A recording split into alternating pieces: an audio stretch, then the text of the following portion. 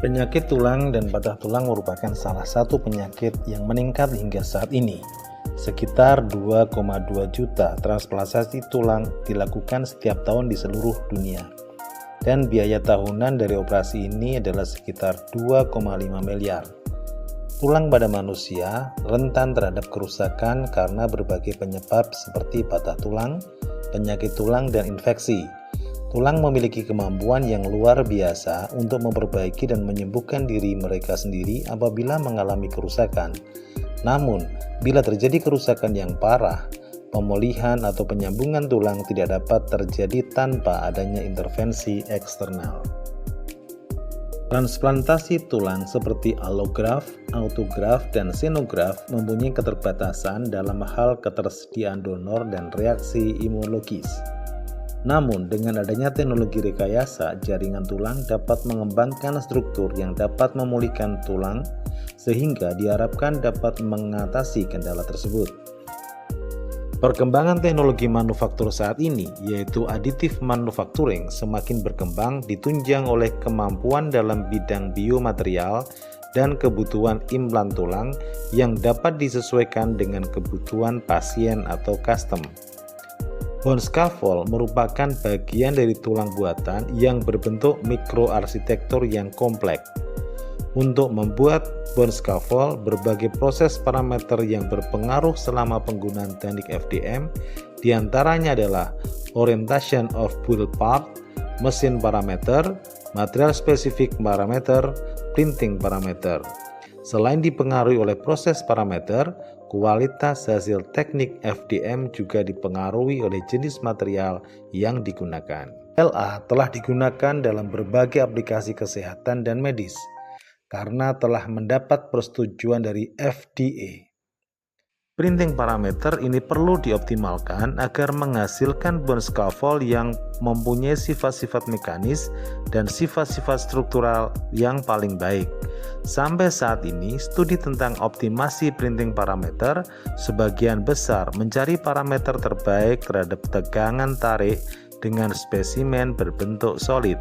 Sedangkan optimasi terhadap tegangan tekan dan akurasi dimensi dengan struktur berpori yang merupakan parameter penting pada pengembangan bone scaffold belum banyak ditemukan. Dengan penelitian ini akan didapatkan printing parameter yang paling optimal yang dapat digunakan sebagai rujukan untuk proses penggunaan bone scaffold yang mempunyai struktur berpori. Dari latar belakang tersebut, maka kami, Rohmat Winarso, Sugeng Selamet, Ahmad Jidni Udaya, Rianto Wibowo, dan Sigit Ar-Rahman melakukan penelitian dengan judul Optimasi Bone Scaffold menggunakan metode Taguchi Gray Relational Analysis melalui proses additive manufacturing.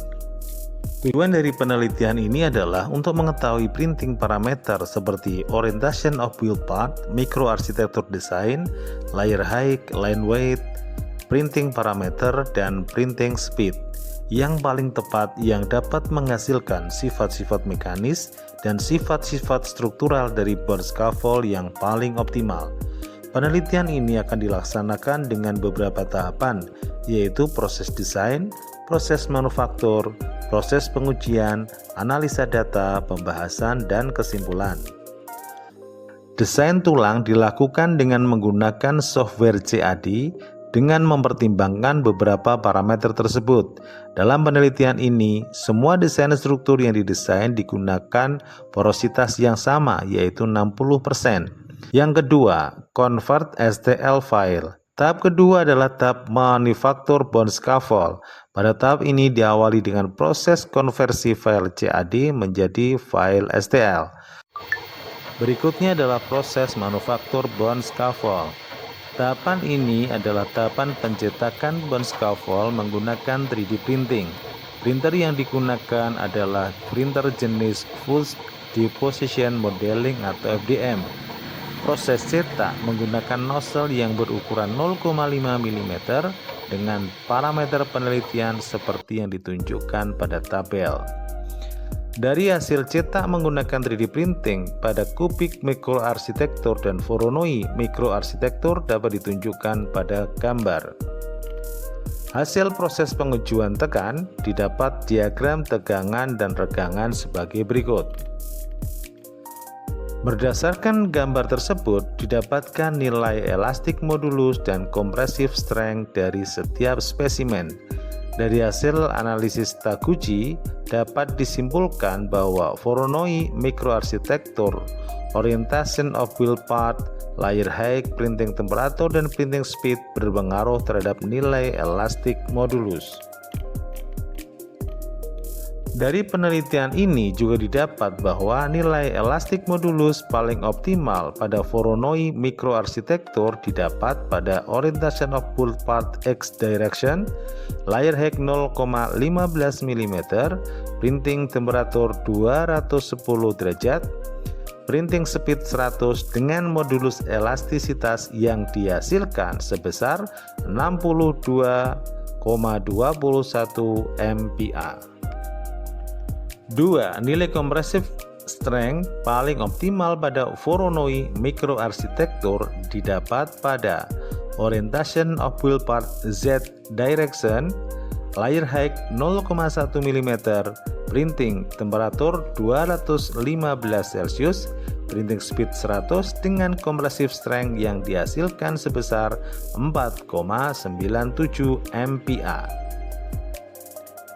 Yang ketiga, nilai elastik modulus paling optimal pada microarchitecture didapat pada orientation of wheel part X direction, layer height 0,1 mm, printing temperature 220, printing speed 200 dengan elastik modulus yang dihasilkan sebesar 108,92 MPa.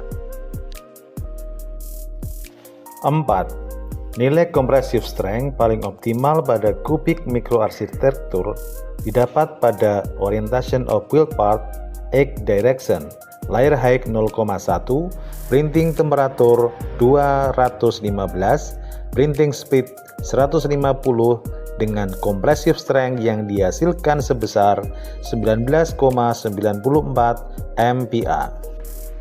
Demikian penjelasan tentang penelitian. Terima kasih atas perhatiannya dan semoga hasil penelitian ini dapat bermanfaat untuk perkembangan ilmu pengetahuan dan teknologi. Assalamualaikum warahmatullahi wabarakatuh.